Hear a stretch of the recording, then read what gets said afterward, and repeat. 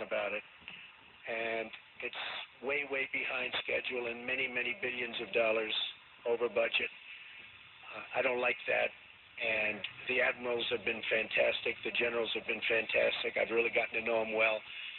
And we're going to do some big things on the F-35 program and perhaps the F-18 program.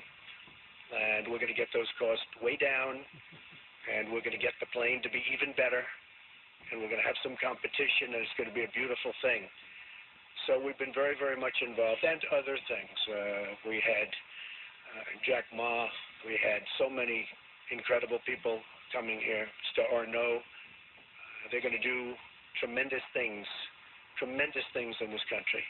And they're very excited. And I will say, if the election didn't turn out the way it turned out, they would not be here. They would not be in my office. They would not be in anybody else's office. They'd be building and doing things in other countries. So there's a great spirit going on right now, a spirit that many people have told me they've never seen before, ever.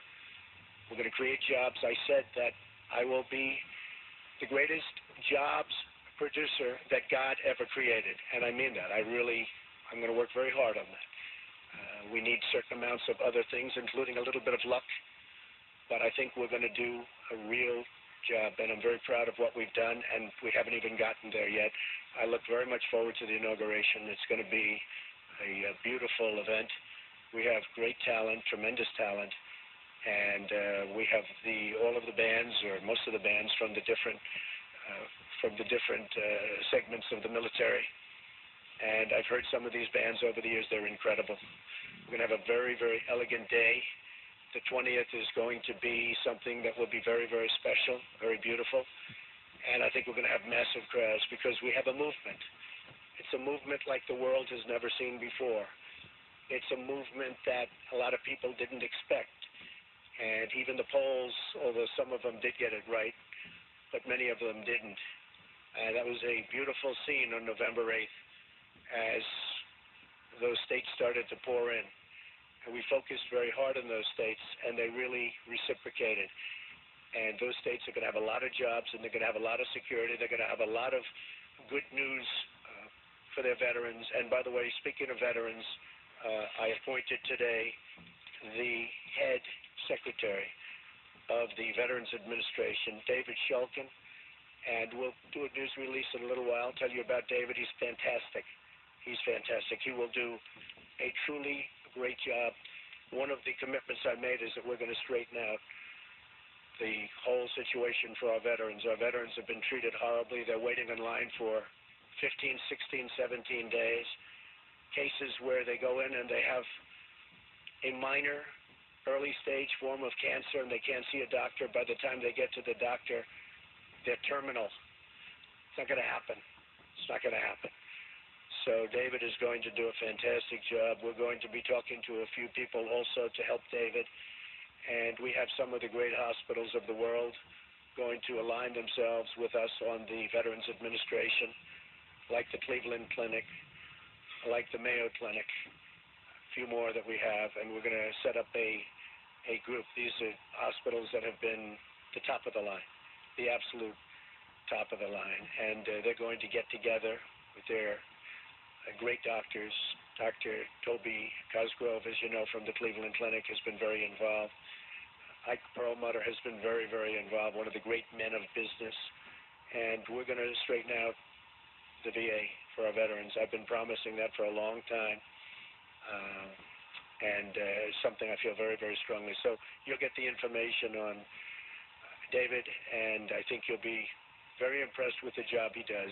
We looked long and hard. We interviewed at least 100 people, some good, some not so good, but we had a lot of talent, and we think this selection will be something that will, with time,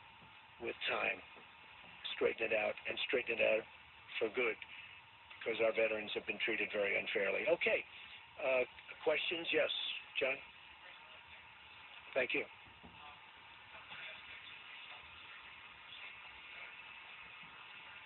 Sure.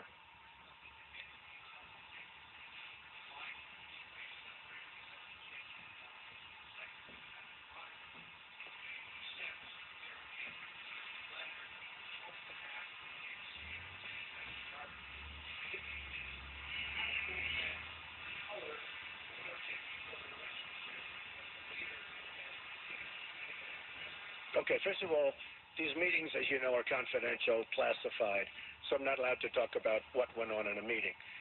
But we had many witnesses in that meeting, many of them with us.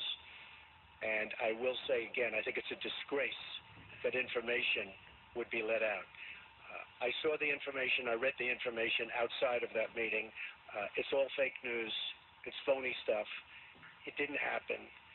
And it was gotten by opponents of ours, as you know, because you reported it, and so did many of the other people. It was a group of opponents that got together, sick people, and they put that crap together. So I will tell you that not within the meeting, but outside of the meeting, somebody released it. It should never have been, number one, shouldn't have even entered paper, but it should never have been released. But I read what was released, and I think it's a disgrace. I think it's an absolute disgrace. As far as hacking, I think it was Russia, but I think we also get hacked by other countries and other people. And I can say that, you know, when we lost 22 million names and everything else that was hacked recently, they didn't make a big deal out of that. That was something that was extraordinary. That was probably China. We had much hacking going on, and one of the things we're going to do, we have some of the greatest computer minds anywhere in the world that we've assembled. You saw just a sample of it 2 weeks ago up here, where we had the 6 top people in the world. They were never in the same room together as a group. And we're going to put those minds together, and we're going to form a defense. And I have to say this also. The Democratic National Committee was totally open to be hacked. They did a very poor job. They could have had hacking defense, which we had. And I will give Reince Priebus credit, because when Reince saw what was happening in the world and with this country, he went out and went to various firms and ordered a very, very strong hacking defense. And they tried to hack the Republican National Committee, and they were unable to break through. We have to do that for our country. It's very important.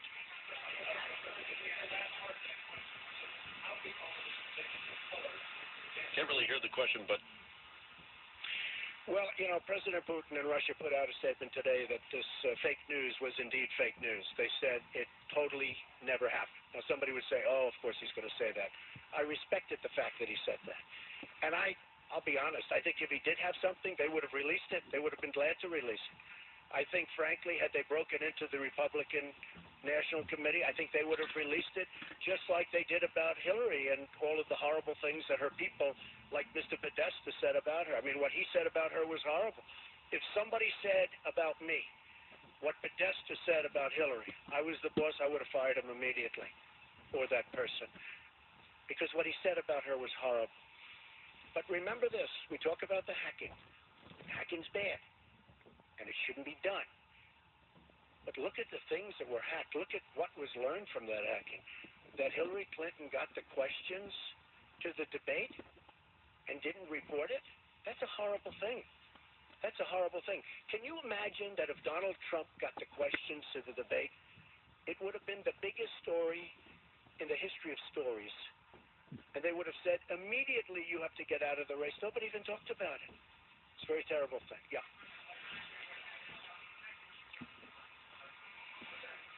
Okay, these questions are way off mic.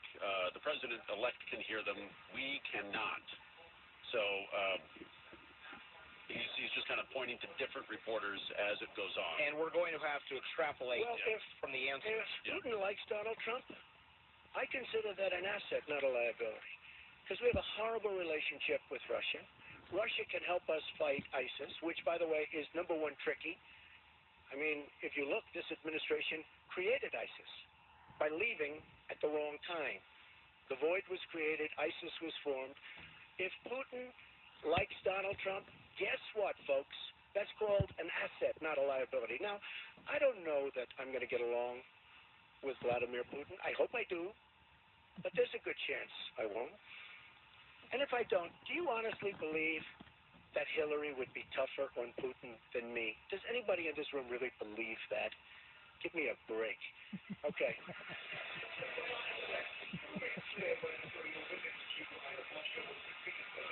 You know, it's interesting that he's going back to Hillary over No, I and didn't. over again. Well, let me tell you. She's still relevant to this election, Yeah. which I don't understand why. Let me just tell you what I do. When I leave our country, I'm a very high-profile person, would you say? I am extremely careful. I'm surrounded by bodyguards. I'm surrounded by people. And I always tell them, anywhere, but I always tell them, if I'm leaving this country, be very careful. Because in your hotel rooms, and no matter where you go, you're going to probably have cameras. I'm not referring just to Russia, but I would certainly put them in that category. And number one, I hope you're going to be good anyway. But in those rooms, you have cameras in the strangest places. Cameras that are so small with modern technology, you can't see them and you won't know. You better be careful, or you'll be watching yourself on nightly television. I tell this to people all the time. I was in Russia years ago with the Miss Universe contest, which did very well. Moscow, the Moscow area, did very, very well. And I told many people, be careful, because you don't want to see yourself on television. Cameras all over the place. And again, not just Russia, all over. Does anyone really believe that story? I'm also very much of a germaphobe, by the way. Believe me.